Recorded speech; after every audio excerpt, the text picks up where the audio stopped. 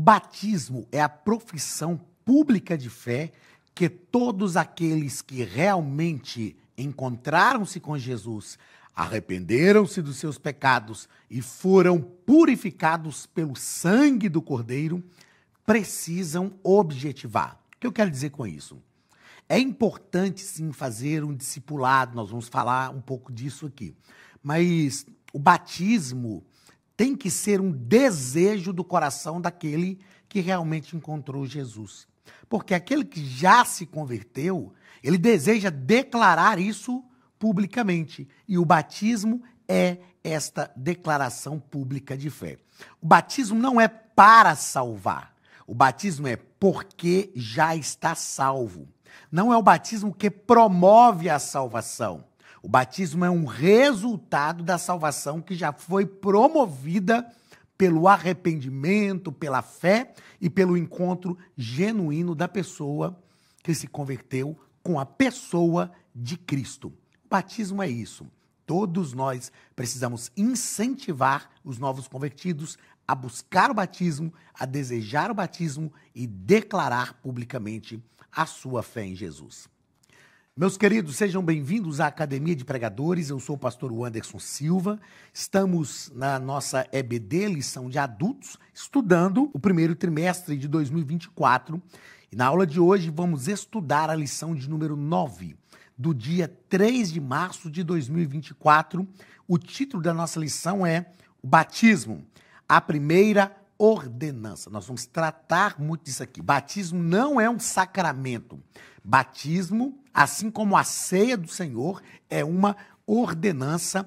E na aula de hoje, nós veremos a diferença e a importância de compreender que é uma ordenança e não um sacramento. O texto áureo está em Mateus capítulo 28 e versículo 19, que é a ordem, é o registro que Mateus faz da grande comissão, da ordem imperativa de Jesus aos discípulos e a todos nós. Portanto, ensinai todas as nações, batizando-as em nome do Pai e do Filho e do Espírito Santo. Então, esse é o registro de Mateus da grande comissão, da ordem de Jesus para a igreja fazer discípulos. Verdade prática, o batismo é a ordenança de Jesus. É uma ordenança de Jesus e, por isso, deve ser uma prática obedecida pela igreja. É importante compreendermos que a palavra ordenança está ligada a duas coisas. A primeira coisa que a palavra ordenança está ligada é a ordem. Ordenança é uma ordem, é aquilo que Jesus manda. E a ordenança está ligada também porque a organização, a ordem organiza.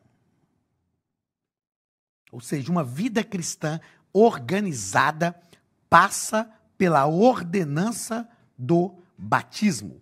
Sempre. A palavra-chave da nossa lição é batismo. Nós vamos entender, vamos fazer questão de citar aqui, o nosso escritor também, pastor José Gonçalves, deixa isso claro, o que significa a palavra batismo, quais são as ordenanças da palavra de Deus em relação ao batismo. Jesus ordenou o batismo, mas não foi só uma ordem para o batismo. A Bíblia dá algumas prescrições em relação ao batismo. Não é só batizar, é batizar de acordo com as ordenanças bíblicas. Leitura bíblica em classe, Romanos capítulo 6, do versículo 1 ao 11. Que diremos, pois? Permaneceremos no pecado para que a graça seja mais abundante? De modo nenhum. Nós que estamos mortos para o pecado, como viveremos ainda nele? Ou não sabeis que todos quantos fomos batizados em Jesus Cristo, fomos batizados na sua morte? De sorte que fomos sepultados com ele pelo batismo na morte, para que, como Cristo ressuscitou dos mortos pela glória do Pai, assim andemos nós em novidade de vida. Porque se fomos plantados juntamente com ele na semelhança da sua morte, também o seremos na da sua ressurreição. Sabendo isto, que o nosso velho homem foi com ele crucificado para que o corpo do pecado seja desfeito, a fim de que não sirvamos mais ao pecado. É claro que nós entendemos quando Paulo fala que o nosso velho homem foi com ele crucificado, a gente entende que esse velho homem é a natureza adâmica, foi com ele crucificado, são as renúncias que nós fazemos para vivermos o evangelho de forma genuína, de forma plena, renúncias estas que estão ligadas à nossa atitude de gratidão a Deus diante de tudo que Jesus renunciou, como o próprio apóstolo Paulo descreve em Filipenses capítulo 2. É uma linguagem metafórica que Paulo está utilizando para amplificar na mente dos seus ouvintes e na nossa mente também a grandeza deste envolvimento com o evangelho. Porque aquele que está morto está justificado do pecado. Ora, se já morremos com Cristo, cremos também que com ele viveremos. Sabemos que, havendo Cristo ressuscitado dos mortos, já não morre. A morte não mais terá domínio sobre ele. Pois quanto a ter morrido, de uma vez morreu para o pecado, mas quanto a viver, vive para Deus. Assim também vós, considerai-vos, olha a linguagem metafórica, considerai-vos como mortos para o pecado, mas vivos para Deus em Cristo Jesus, nosso Senhor. Paulo, nas suas cartas, e principalmente no caso aqui da carta aos Romanos, que é uma carta onde ele faz uma explanação do plano salvífico, mas nas suas cartas, Paulo faz uma grande descrição do que é verdadeiramente a vida cristã e do que é esse envolvimento cotidiano que nós precisamos ter com Cristo e com o Evangelho. Então, as cartas de Paulo são magníficas nesse aspecto. Primeiro ponto da nossa lição, o nosso escritor vai falar sobre pressupostos bíblicos doutrinários do batismo. Pressupostos bíblicos doutrinários do batismo. Primeiro parágrafo. O batismo visto como sacramento, a origem de um erro. Nós vamos pensar aqui um erro que é ensinado em relação ao batismo. E aí nós vamos entender que, como eu já disse aqui, o batismo não é um sacramento. No primeiro parágrafo, o nosso escritor ele nos propõe aqui o seguinte, a palavra sacramento vem do latim. A palavra sacramento vem do latim sacramentum, significando um sinal sagrado, capaz de conferir graça àquele que dele participa. Quem foi o camarada que criou essa ideia da doutrina do batismo como um sacramento? Agostinho, bispo de Hipona. E ele fala que esse sacramento conferia graça àqueles que se envolvia com ele. E o nosso escritor brilhantemente nos diz aqui que, dessa forma, na visão de algumas instituições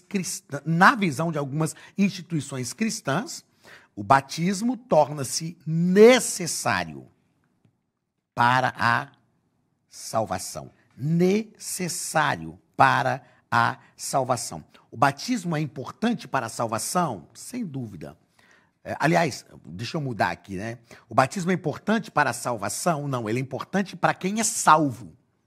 Porque, para ser salvo, Jesus já consumou a obra no Calvário. Não é? Se o batismo é necessário para a salvação, o que falar do brado de Jesus? Está consumado. Aí Jesus tinha que dizer, né? Está consumado, mas eles vão precisar ser batizados. A salvação foi consumada por Jesus e pronto. Marcos, capítulo 16, versículo 16, no registro de Marcos sobre a grande comissão, Marcos registra Jesus dizendo: ide por todo mundo e pregai o evangelho a toda criatura. Quem crer e for batizado será salvo, mas quem não crer será condenado. E aí alguns condicionam o batismo à salvação, porque a Bíblia diz quem crer e for batizado. Gente, é só fazer uma boa hermenêutica. O que é hermenêutica? É a arte de interpretar o texto bíblico. É só pensar o seguinte: a Bíblia diz quem crer e for batizado será salvo, ok. Mas o que impede a salvação? Quem não crê será condenado, ok? Então é o não crer que traz a condenação. Então o batismo não é um sacramento, não é uma condição para a salvação. O batismo tem que ser uma atitude, um envolvimento, como falamos na parte introdutória da nossa aula aqui. O batismo é uma declaração pública de fé. Segundo parágrafo do primeiro ponto, o batismo não é sacramento, mas ordenança. E o que é uma ordenança? Então falamos, não é sacramento, mas é uma deixa eu voltar, foi muito. Mas é uma ordenança. O que é uma ordenança? É aquilo que Jesus ordena. É uma ordem de Jesus. E o nosso escritor nos diz que não há, portanto,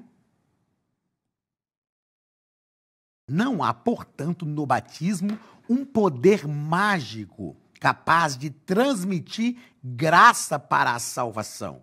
O ensino bíblico é que o batismo é uma ordenança dada por Cristo a quem já foi alcançado pela graça, e não a quem quer obter alguma graça através dele. A graça de Deus nos alcança, nós nos arrependemos, depois que nos arrependemos e decidimos servir a Cristo, nós passamos pelo batismo. Já já a gente trata um pouco sobre essa questão de quando é o momento, qual é o momento da pessoa passar pelo batismo.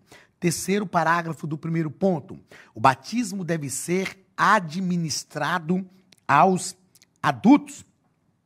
Veja só, o mesmo Agostinho, que entendia o batismo como um sacramento, mesmo Agostinho, que entendia o batismo como um sacramento, lembrando que, para ele, o batismo como um sacramento era necessário para a salvação e, através do batismo, a pessoa recebia graça.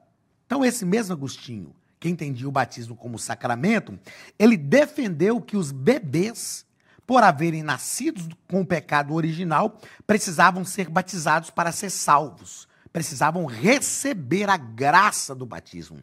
Veja só, ele está errado, ele está equivocado, mas uma coisa a gente tem que concordar, ele era coerente. Ele era coerente. É claro que ele não estava certo, mas ele era coerente. Porque se ele diz o seguinte, se o batismo é um sacramento e através do sacramento a pessoa recebe graça, então os bebês precisam também receber essa graça, uma vez que nasceram debaixo do pecado original.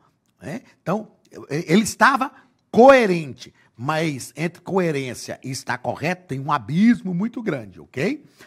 Por que eu estou dizendo isso? Porque quando a gente estuda a lição aqui, a gente observa essas coisas. E se você não tiver um cuidado, você vai falar, não, mas Agostinho estava certo. Se o batismo, para ele, é um sacramento e através desse sacramento a pessoa recebe graça, então os bebês precisam dessa graça também. A graça não vem no batismo. A palavra de Deus nos diz que a graça de Deus se há manifestado trazendo salvação a todos os homens. Essa manifestação da graça de Deus, ela ocorreu em Cristo e não no batismo. Tá joia? Segundo ponto, a Academia de Pregadores tem um recado para você da nossa lição, o símbolo e o propósito do batismo. Primeiro parágrafo, nós vamos tratar primeiro sobre o símbolo do batismo. Identificação com Cristo. Este é o símbolo. O batismo, por imersão, simboliza a união do crente com Cristo por meio de sua morte, sepultamento e ressurreição.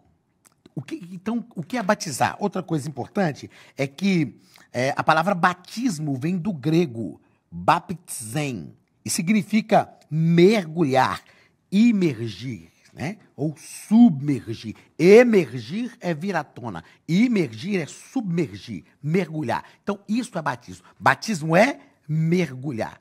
Então, nesse ato do batismo, nesse mergulho do batismo, o símbolo disso é que nós fomos sepultados. Fomos sepultados. Eu, particularmente, gosto ainda hoje muito do batismo no Rio. Eu fui batizado no Rio, lá em Valadares, no Rio Doce. 19 de dezembro de 1989, faz tempo isso. Tinha 13 anos de idade, está com 34 anos que eu fui batizado. Dia 19 de dezembro de 1989.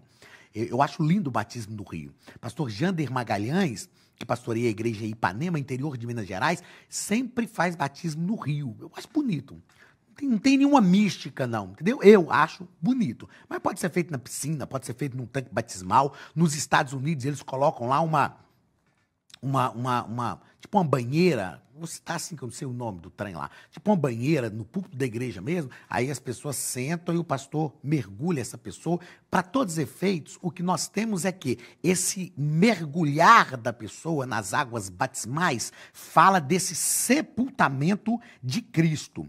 E o ato, aqui, ó, tá aqui, ó, o ato de emergir da água, onde havia sido submerso, retrata com precisão a identificação do cristão com a ressurreição de Cristo. O próprio Jesus, quando o doutor da lei lá encontrou com ele, Nicodemos encontrou com ele falou com Nicodemos, aquele que não nascer da água e do Espírito, é claro que nascer da água aqui não está falando do batismo, mas é uma simbologia do Espírito Santo. Então veja só, no batismo, simbolicamente falando, tá, gente? Simbolicamente falando, quando nós somos mergulhados na água, nós estamos sendo sepultados.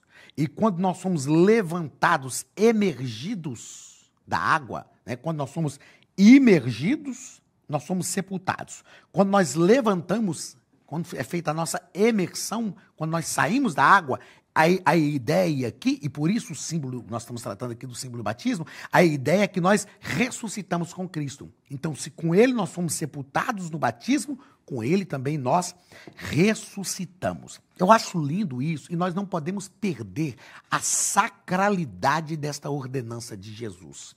Okay? A gente não pode perder esta sacralidade. Eu acho isso lindo, magnífico. Às vezes a gente quer meio que tratar um negócio de forma muito comum, muito natural. Eu falo que tem duas coisas que me faz chorar muito na igreja. No culto, né? Conversão de pessoas e batismo. Meu irmão, eu acho lindo, eu acho magnífico, eu me emociono, eu sinto a presença de Deus, eu dou glória a Deus, falo em línguas espirituais, quando eu vejo os crentes sendo batizados. É lindo isso. Aquele ato do batismo. De mergulhar a pessoa, sepultou, levantou a pessoa, pronto, ela levantou, é a ressurreição de Cristo que está ali na vida da pessoa. Eu acho isso lindo, magnífico. Eu não quero perder essa simplicidade do evangelho, eu acho isso algo maravilhoso, magnífico. Segundo parágrafo do segundo ponto. Segundo parágrafo do segundo ponto, nós vamos tratar sobre o propósito do batismo, que é o que nós falamos aqui desde a abertura da nossa aula, da nossa introdução. O batismo é um testemunho público de fé. No batismo eu estou gritando. A minha atitude é gritar. Quando eu me batizei, eu estava gritando ao mundo inteiro: eu escolho Cristo. Eu estou sendo batizado em nome do Pai, do Filho e do Espírito Santo. O batismo é uma declaração pública de fé de que nós escolhemos servir a Cristo. E isto significa que o crente, quando desce às águas batismais, está testemunhando de forma pública perante o mundo da sua nova vida em Cristo. A pessoa está dizendo para todo mundo: olha, eu agora vivo em Cristo, eu escolho Cristo, eu decidi viver em Cristo.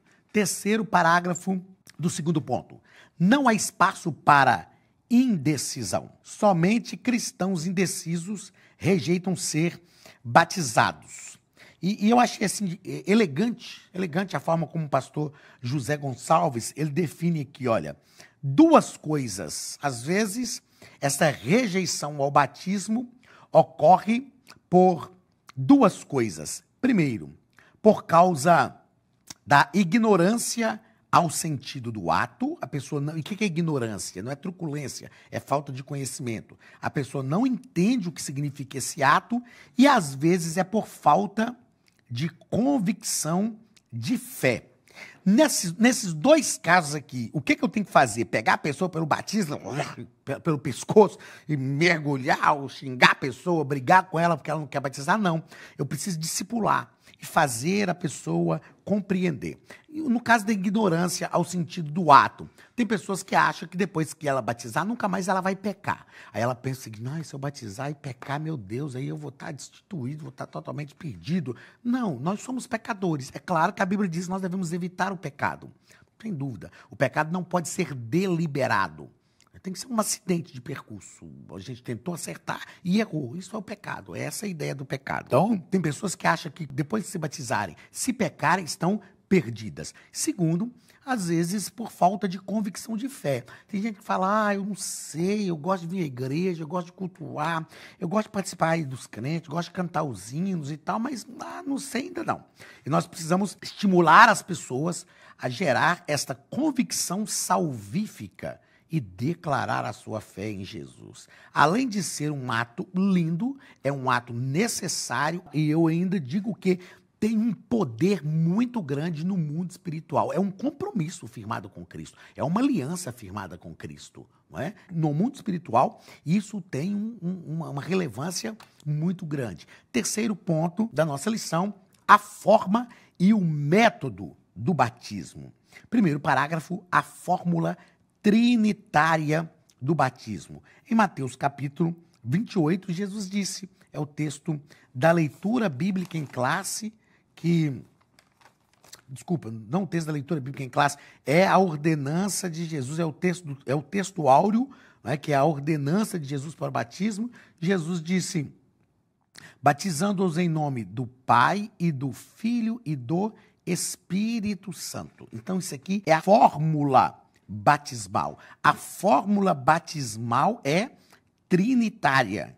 A fórmula trinitária do batismo cristão. Algumas pessoas fazem uma confusão aqui com algumas referências bíblicas, né? Que os discípulos falam, ser batizado, né? Nós vamos ver isso aqui no próximo tópico, no segundo parágrafo. Se arrependa e cada um seja batizado em nome de Jesus. Na verdade, aqui estava falando da autoridade de Jesus, o unicismo que ensina isso, na autoridade do nome de Jesus. Por que a fórmula do batismo é trinitária? Porque Deus é trinitário. E sempre age trinitariamente. Deus é trinitário e Deus sempre age trinitariamente. Segundo parágrafo do terceiro ponto, a fórmula herética do batismo. E aí nós vamos ver que os unicistas, eles citando Atos, capítulo 2, versículo 38, e o capítulo 19, versículo 25, eles afirmam que o batismo tem que ser só em nome de Jesus. Por isso eles são unicistas. Eles dizem que nós cremos num Deus de três cabeças. Vocês fazem uma confusão danada, não dá para explanar aqui agora, mas é importante compreender depois, pesquise.